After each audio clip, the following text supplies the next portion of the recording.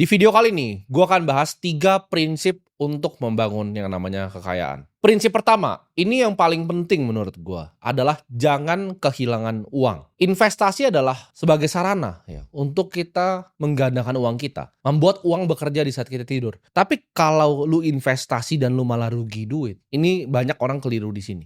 Kalian berinvestasi itu bukan untuk rugi. Aturan pertama investasi, jangan sampai rugi. Jangan pernah meresikokan yang namanya permanent loss of capital. Karena ini berbahaya dan sulit untuk dibalikin. Gua akan jelasin nanti. Jangan pernah ngejar spekulasi. Cuman karena teman bilang, kalian lagi mabok, ada teman cerita, oh ini ada saham A bagus, oh ini ada kripto B bagus, oh ini ada investasi C, ada titip dana di D. Jangan karena tergiur, lu nggak tahu apa yang lu beli, lalu lu mengalami kerugian dalam investasi lu. Jangan pernah tergiur ya dengan cara cepat. Gue kan selalu cerita ya, sebagai manusia itu kalian harus bisa bilang yang namanya enggak ke opportunity, ke orang ngajak ketemu. Investasi pun sama. Gue lebih banyak di hidup gue bilang enggak ke investasi. Misalnya kemarin, ya bahkan pagi ini ada deal yang datang. Teman gue bilang dia banyak opportunity di consumer. Ya nanti gue lihat dulu. Tapi kemungkinan gue akan bilang enggak. Minggu lalu ada deal AI, orangnya itu salah satu jeblosan dari Y Combinator, ibaratnya sekolahnya orang-orang startup terhebat Airbnb, Sam Altman, ChatGPT. Karena itu bukan bagian dari nanti gue jelasin di prinsip selanjutnya, circle of competence gue. Jadi gue banyak tolak deal-deal yang menurut kalian mungkin menarik sebenarnya. Kalian ketika udah punya uang, nanti akan sadar, akan banyak nanti tawaran investasi. Tapi yang paling penting adalah permanent loss of capital, jangan sampai terjadi. Manusia itu didrive sama yang namanya envy dan keserakahan. Jangan jadi orang serakah, karena kalian mau duitnya berkali-kali lipat, kalian mengambil resiko yang bikin ujung-ujungnya uang kalian rugi.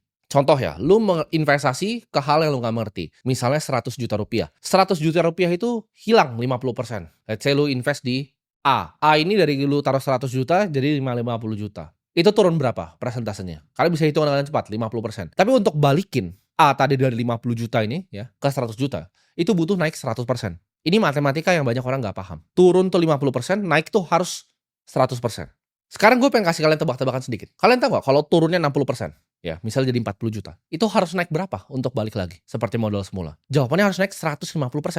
Kita ambil yang lebih ekstrim. 100 juta tadi taruh di C. Turunnya 80%, jadi sisa 20 juta. Itu perlu naik 400%, teman-teman. 400% untuk balik ke modal awal. Ini yang bikin banyak orang meledak. Jadi aturan pertama dari investasi, jangan pernah rugi. Ada, gue membuat kesalahan dalam 10 tahun gue berinvestasi, banyak kesalahan yang gue lakukan. Tapi tidak ada kesalahan signifikan yang membuat gue permanent loss of capital. Gue kalau gue gatel, gue mau main sesuatu yang spekulasi, gue udah ada dana spekulasinya. Misalnya 1-2% dari portofolio ini gue pakai untuk memang berspekulasi, berjudi di market. Opportunity yang aneh-aneh gue coba gue ambil. Options derivatif yang unik-unik gue ambil. Tapi itu tidak pernah akan meresikokan permanent